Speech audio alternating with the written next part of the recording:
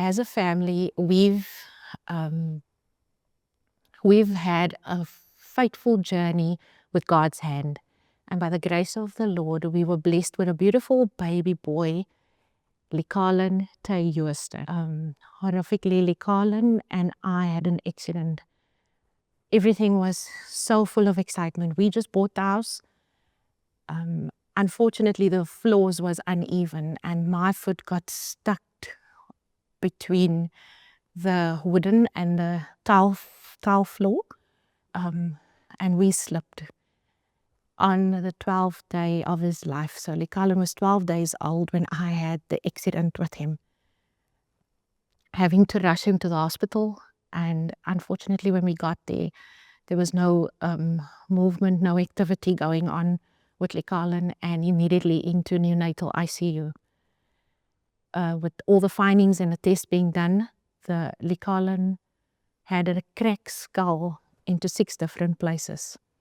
Now, as little as his tiny little body was, we were very, very terrified, and horrifically, we had to start just holding on to the faithful hand of the Lord. Me and Shannon started praying over our son, and we had a whole community, our parents, family members, the church stepped in, and on the 5th day of him being in coma, we had to decide if we would switch off the machines for our little one. Now, Likalin was just laying there, and as we stood around his crib in neonatal ICU, all we could do, Shannon, myself, was hold our hands. The doctors came in again. They did all the tests they could do, but there was no brain activity, so he was brain dead. Declared brain dead, and we had to switch off the machines. While praying, and only the words that could come out of us was, "Our Father who art in heaven." What a faithful prayer. Our son woke up and he opened his eyes. Likalin was, by God's grace, we went home and all the tests was done. The doctors decided at the age of 3 months old, they would do his first op. Now, this was to repair the skull with the 6 different cracks that they need to repair. It was a journey for me as a mother where the social services came in, and they actually wanted to make a case against negligence against me due to the accident of my child. When a social worker came out, they had to interview Leeuwen, his elder brother. Now, Leeuwen was already 4 years old at that age. I had to interview Leeuwen, ask him questions as to what type of a mother am I and all of that. And with the report of the social worker, she actually managed for the hospital not to make a case against me, but to send me rather for counseling and support us as a family. But I found in counseling that I need to forgive myself in order for my son to be healed. And for healing to take place, I need to believe that it will happen.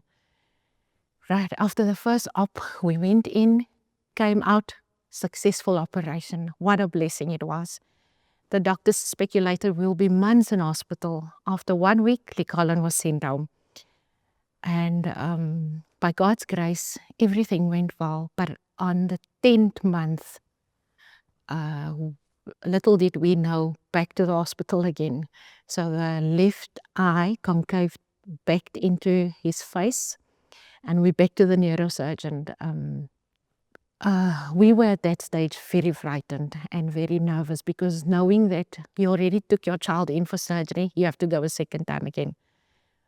And we just hold on to the Lord's hands. And I clearly remembered where the Reverend spoke to me, and Shannon, my husband, he said, "You can have faith as small as a mustard seed.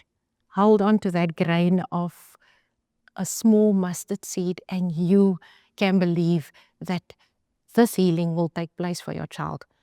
As he went in for that op, there was no movement in the left hand.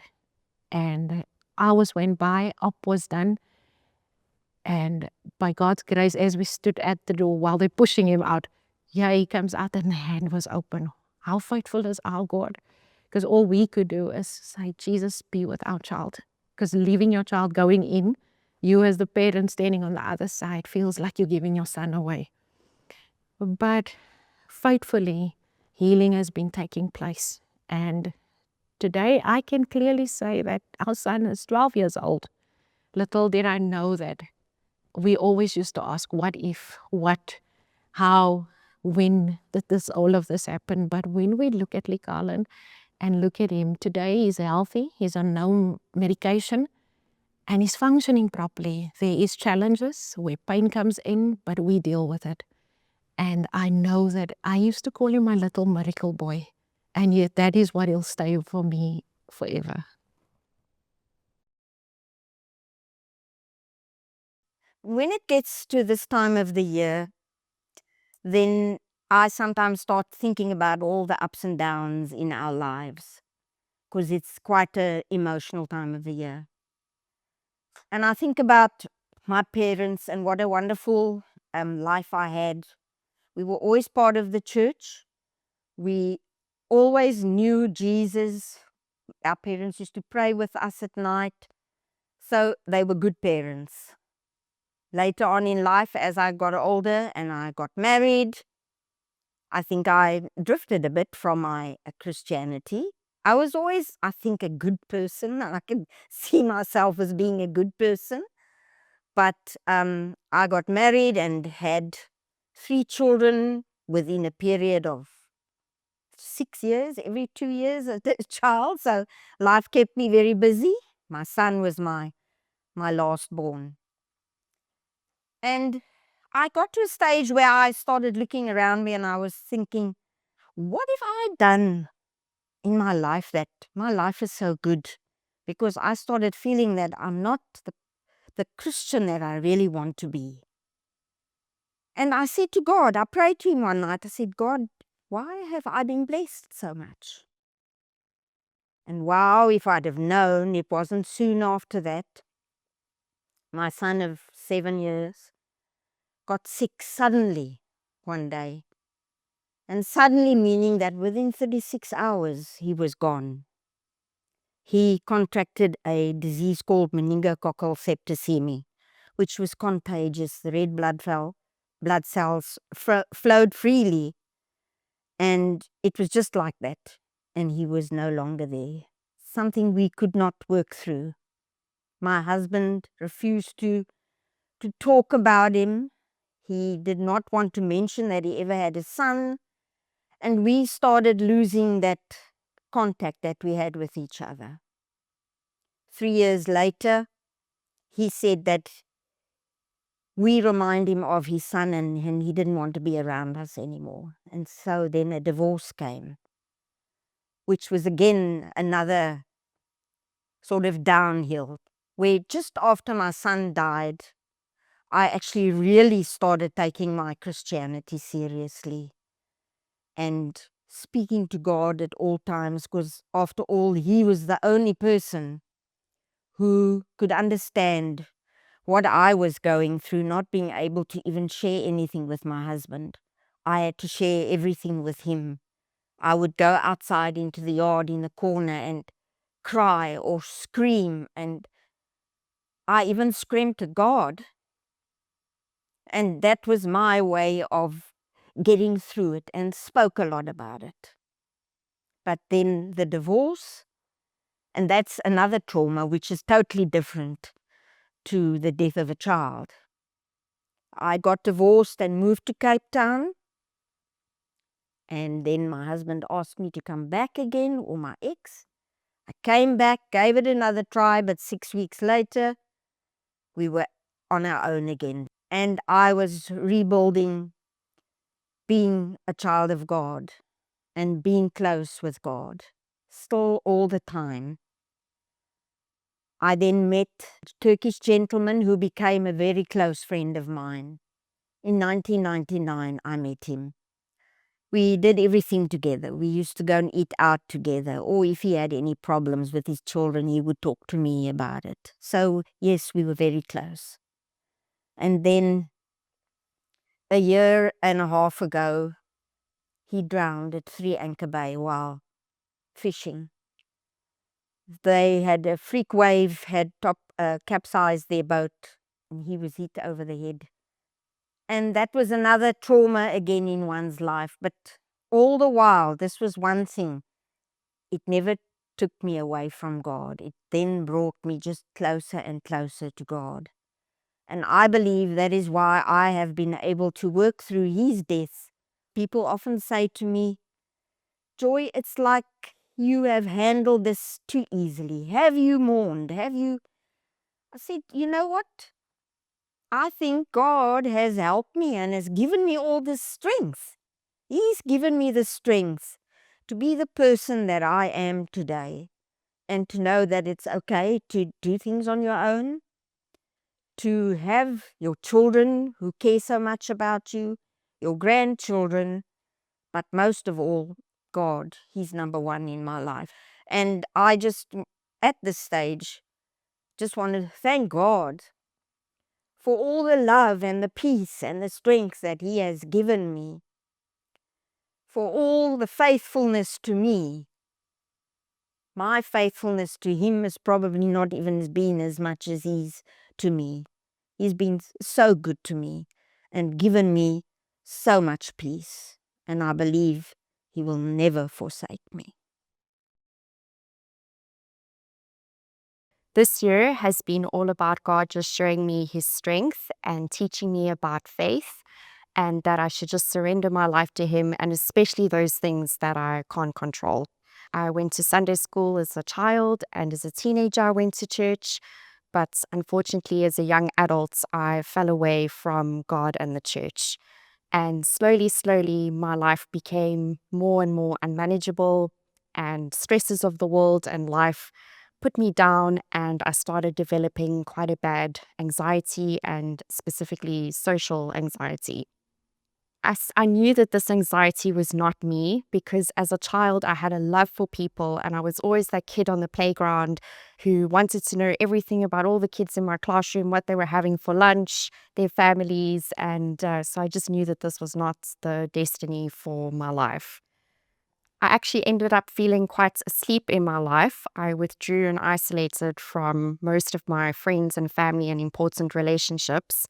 And only once I went through a traumatic experience, it actually kind of shook me awake. And I knew that I needed to do something quite drastic, or I might not want to live anymore.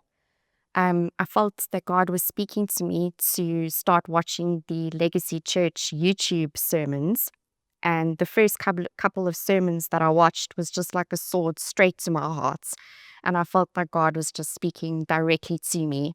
And I cried and I cried, and I just begged God, please, to give me my life back. And I got a little bit of courage, and I came to a few in-person church services. And after about 2 years of coming to church a little bit and watching the YouTube sermons, I again prayed to God, and I said to Him, please, I want to make this relationship more serious with you. I want to belong to the church. What must I do next? And I came to church the next Sunday, and Pastor Susan announced the new partners dinner. I didn't even know this existed. And my heart just started pounding, and I got a cold sweat, and I just knew this was God talking to me. And I shakingly filled in the Connect card and diarized the dates. Due to the anxiety and isolating myself, I felt very lonely, and I prayed to God that I really wanted a friend, and specifically a friend from church that I could speak to about God. And the evening came that I had to now come to the partners' dinner, and the anxiety was just overwhelming. I felt terrified. I actually cried most of the day. I was so close to canceling, and I just didn't want to disappoint God. So I prayed and I said, God, I'm terrified. I feel really scared. My anxiety's high. The only thing I can do is physically put my body there, and you need to do the rest. I've got nothing mentally, nothing emotionally. And God completely came through for me. And I had a wonderful time at the dinner. I remember coming home feeling elated and excited, and a little bit stupid for being so nervous. And yeah, it was just a great feeling. And then I also put my name down for the legacy learners. I'd always wanted to work one-on-one with children. And it was again God answering one of my prayers from a long time ago. It's a long time ago. And again, when it was the first training session, overwhelming anxiety. I felt really scared. And I said the same prayer again: God, I'm just putting my body there. You need to do the rest. And again, he came through for me. And I felt, you know what, with God's help, I think I can do this. And every week I went to Legacy Learners, and the children were just so accepting of me. I developed a wonderful friendship with some of them, and it just felt so good to be again part of a group and just belong. And I was supposed, serving and giving of my time, but what I was getting in exchange, this incredible healing week after week, just having to show up for the kids by getting in my car twice a week and coming here was just incredible and honestly life changing. And there I met a lovely lady called Grace, who was also at the partners dinner. But we got chatting and we exchanged phone numbers, and we started just messaging each other to come to church because we both went alone. And just a wonderful, beautiful friendship started coming from it. And she messaged me to go to movies the one day, our first friendship date outside of church. And it was just such a lovely experience. I remember coming home and telling my husband, it's so strange. I feel so energized after being with Grace. And usually social encounters completely drain me. This is such a unusual, great feeling. And she's just been so uplifting to me and building my confidence. And it's just been such a great thing. And I found out from Grace that she had also been praying to God for a friend from church. And it's just amazing how God just brought us together. And the other day we were in the car coming back from a lunch together, and we were singing our favorite church songs in the car. And that moment just was pure joy and elation. And yeah, if you had asked me a year ago if I would be here giving my testimony and saying that I have a friend from church singing church songs in the car, I probably would have thought you crazy. So God is just so great. And yeah, I still have a long journey ahead of me. I still have bad days sometimes, but they definitely much, much less than before. And yeah, God is just, not just healed me inside from the anxiety, but the health issues that I was having because of this, my relationships that were failing, my marriage that also was not going well. All of this, God has just healed this year, and it's just been incredible. My life has honestly done a 180, and I'm just so thankful for it. And I just want to really encourage people to pray to God and ask Him for strength, and to just surrender those things that you can't do on your own. We try so hard, we want to be perfect, and it just doesn't work. Let God do the heavy lifting because He really, really wants to. And when I was preparing for this, God actually gave me a scripture in the Bible that I want to read that I just felt was so fitting. So the scripture's from Philippians 4, verse 6 and 7. Do not be anxious about anything, but in everything, by prayer and petition, with thanksgiving, present your requests to God. And the peace of God, which transcends all understanding, will guard your hearts and your minds in Jesus Christ. I took a gap year after school to figure out what I wanted to do. I got accepted to study, but it was proposed that moving provinces and working for a good company was a better option. Um, I think 6 months in, I still remember calling my dad one night and saying, "Come fetch me because this is not for me." And my mom saying in the background, "No." So um, I I guess it taught me independence in a way. Um, it was difficult. I left behind serving in church and being in young adults and the community I had. I left family and moved to a very dry city where there was nothing but gold and platinum. Um, Unfortunately, it was not the greatest adventure for me. I, by the age of 20, had known abuse on many levels. Um, I would wear long sleeves in summer, visiting my family on weekends to hide bruises, cuts, marks, because I was not ready to share that.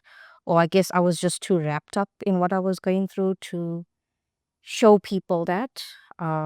I thought it was normal. I thought the relationship was normal. Sitting in meetings, getting 100 missed calls, 100 messages. Why are you not answering? Um, Things like that. Uh, by the age of 20, I knew infant loss because of abuse. It was very violent.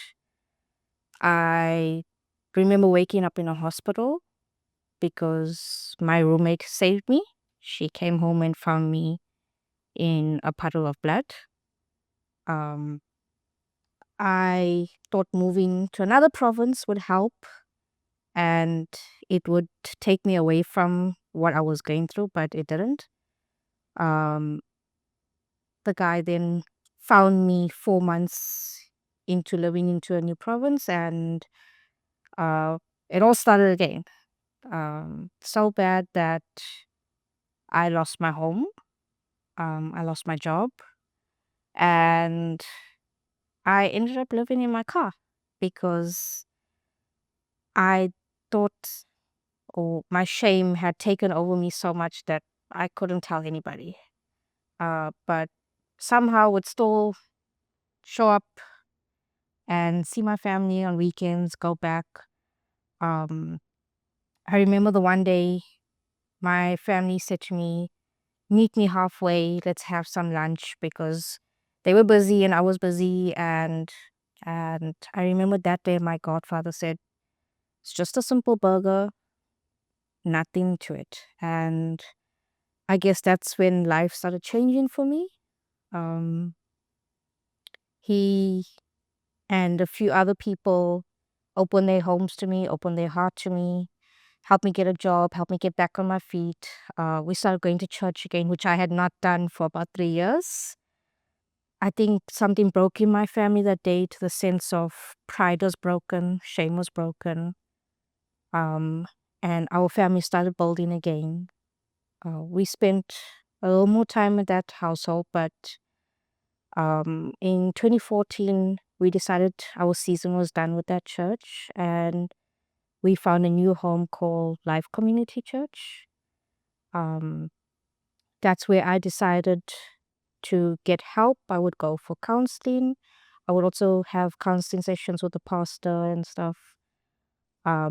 And I said I would take it easy, no serving, no, just take it one step at a time, build my faith again. And in that process, it didn't get easier.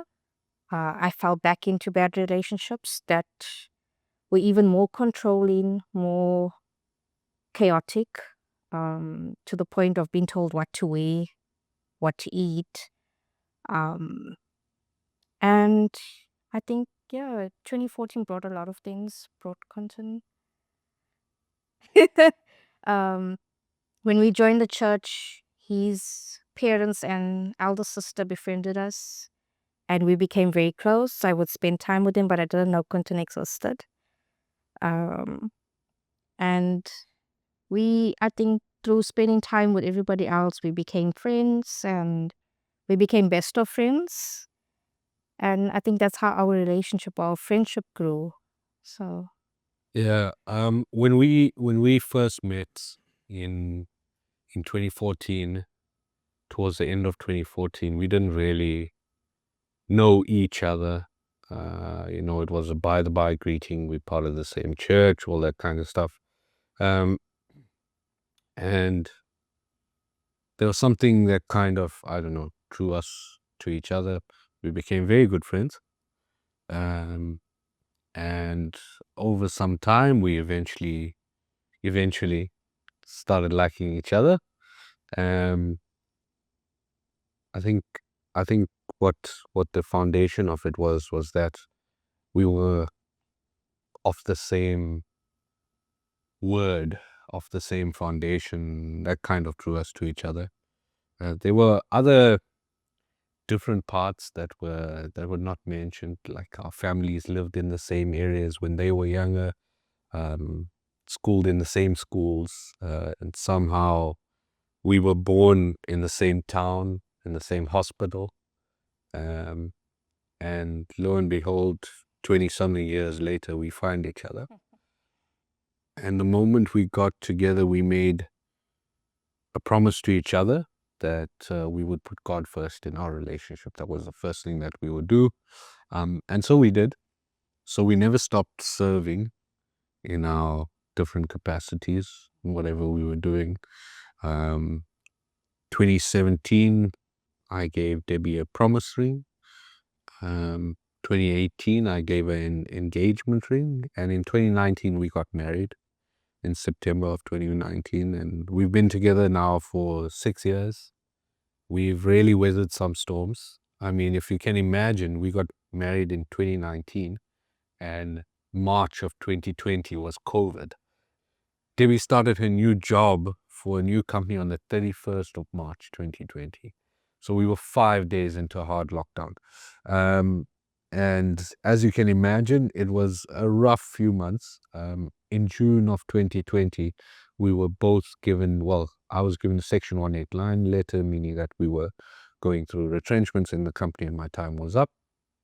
In July, beginning of July, just before Debbie's birthday, she was also given the same.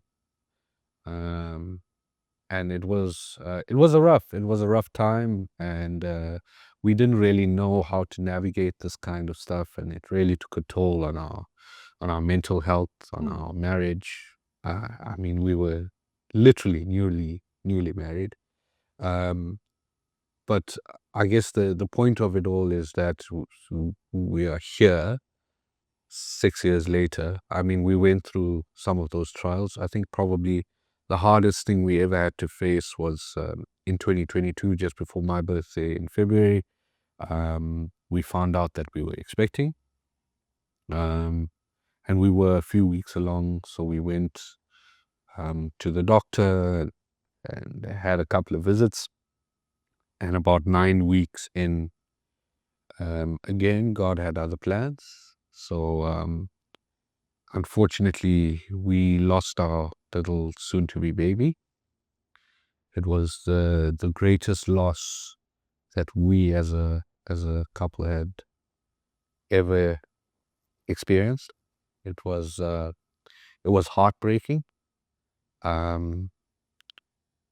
As a man, as a husband, all you want to do is be there for your wife. And I'm sure that Debbie felt the same, that she wanted to be there for me because it was our loss together. But it was heartbreaking. Through all of that, we gave thanks. It's not easy to do, but we gave thanks. We still served. We still gave. We still. Yeah, it was never an easy thing to go through, but it was still God's plan. And we have to also understand that it's not in our own understanding, and nor can we comprehend the plans that He has for us. But we still went through it together with each other and with God. And yes, a lot, our family and friends supporting and encouraging us, their hearts breaking with ours. But lo and behold, when we moved to Cape Town at the end of July 2023, we never knew what was coming our way.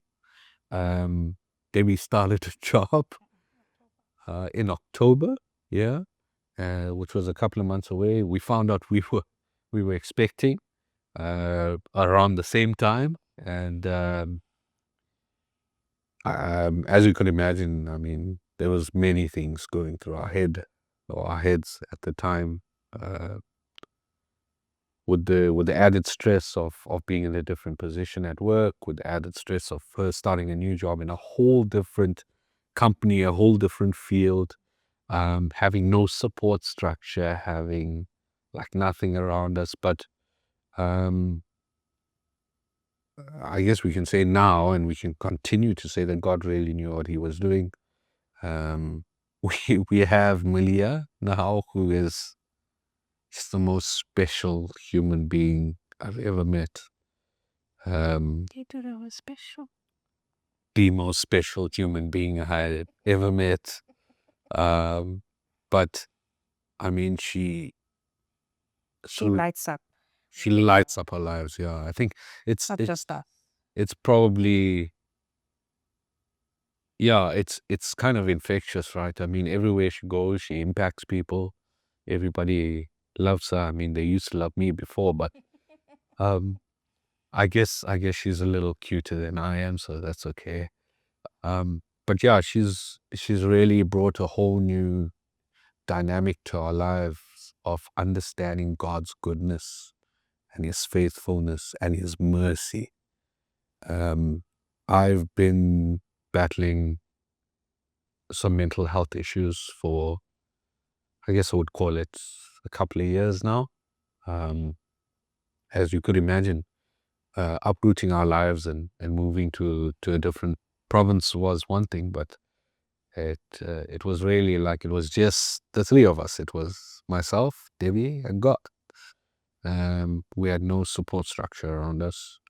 But when we covenanted in 2019, we reassured the promise that whatever we do, make God the center of our relationship, of our decisions, and how we move forward, which is not an easy thing to do, especially when you get angry. But in terms of where we've come right now, is we can say God is truly merciful. Or taking on all of the things that we had on top of everything else, financial, family, church, and everything else.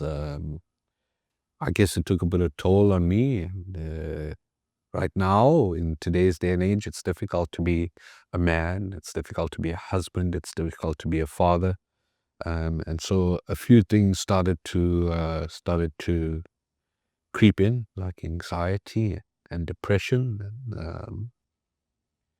And after being in a bit of therapy for 4 months, which helped, but having the support of people around us, very genuine people, and I don't want to mention their names, but if they're laughing right now, they probably know who they are.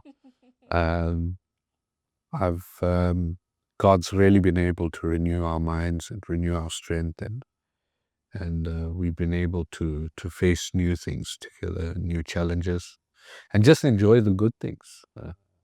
I mean, every single moment we have with Malia is so precious, and every single day we have together is such a blessing.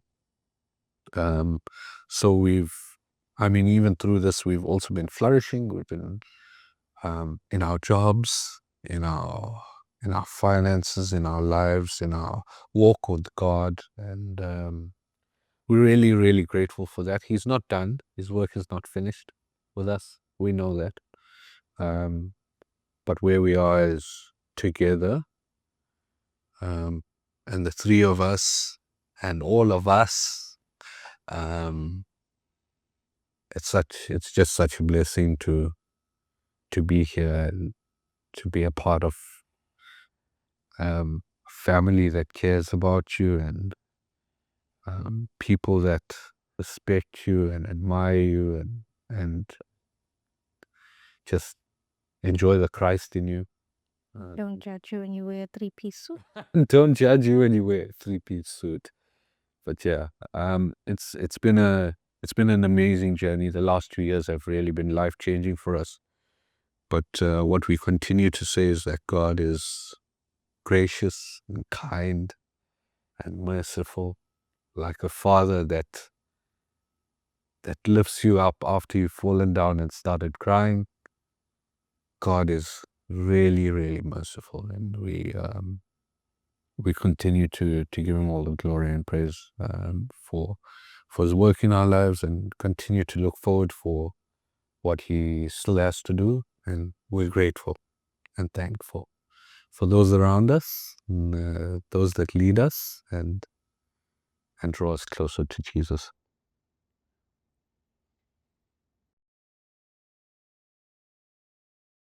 Hi everyone, my name is Ryan, and to quote my favorite pastor, this is my favorite wife, Jade. Yeah, and we would just like to share a little bit about our story. I'm Jade, Kitsia. I'm a Kitsia. Yeah, we just kind of want to share today a little bit about how God has used the faithfulness of our community and His people this year. Yeah, Ryan and I were talking about it, and we were about to film this, and we looked at the wall and said that this scripture like perfectly encompasses what our year has been like, and it reads Ephesians 4 verse 16. It says, He makes the whole body fit together perfectly. As each part does its own special work, it helps the other parts grow, so that the whole body is healthy and growing and full of love. Leading up to the wedding, we won a competition that Jade's mom actually entered us into. We had no idea. I got a message randomly the one day saying, hey, I'm going to be on Smile FM on Monday at 8 a.m. You must listen. I was like, I don't wake up early on Mondays, but I'm there.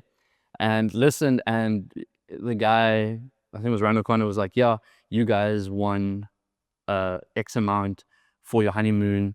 Like, congratulations. That's all for you, free of charge, done. Congratulations. And it was just this amazing thing that we didn't know what to do. It was so unexpected. And then since then, we've been given pretty much a full kitchen. The only thing we've had to buy has been a washing machine. Yeah, probably the biggest thing has been just our housing situation. We had a place lined up. It was actually Jade's aunt's place, and that ended up falling through because the tenants that were in the place refused to leave. And no matter what we did, legal and court after court visit after court visit, nothing seemed to work. So one of a lovely couple in the church actually opened their home to us, and we could move in once we got married into a house that we would never be able to afford, in an area that is amazing. It's safe. I wasn't worried coming home late from work that Jade's home alone and is she okay? I had no stress because she was safe, because it was in a very safe area. And we've now moved out of that house into another place, which we found out about because someone in the church sent me a message saying, hey, you should check this place out. And we went to go visit the place on a Sunday, at about 5 o'clock. At 6 o'clock, we got the message saying, you guys are our favorite pick, and we would like you guys to be the tenants to move into the place. And yeah, it's just been amazing testimony after testimony.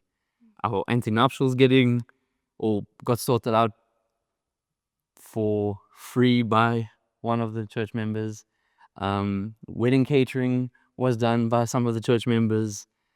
Our wedding photographer we had booked ended up dropping out because his dad was getting married on the same day as us, which is pretty selfish, but it's fine. He ends up dropping out, and then suggests that we can ask his mentor to actually come and do it for us. But his mentor cost double the price. And his mentor was like, no, you're good. I'll do it at the same price that you had already paid. Because we had already paid by that point. So we ended up paying half the price for an amazing photographer. Yeah, it's just been amazing, the kindness and generosity of others, how people have supported us over and over and over again. Prayed for us. Been there supporting us when we felt low, when we felt like, oh my goodness, how is this gonna work? How are we gonna do this? When we were just so tired of looking at place after place, knowing we couldn't afford any of them. Like we were literally crying together one day in the car, just praying, and then literally that week later, we got notified that we could move into this apartment we're staying in now. We literally moved in 2 weeks later, and I got a new job straight afterwards, which was amazing.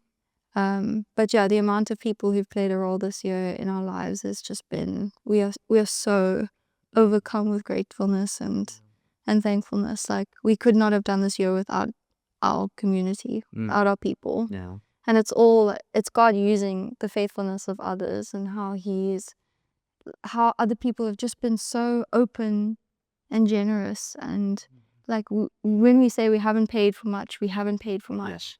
Wedding and living situation.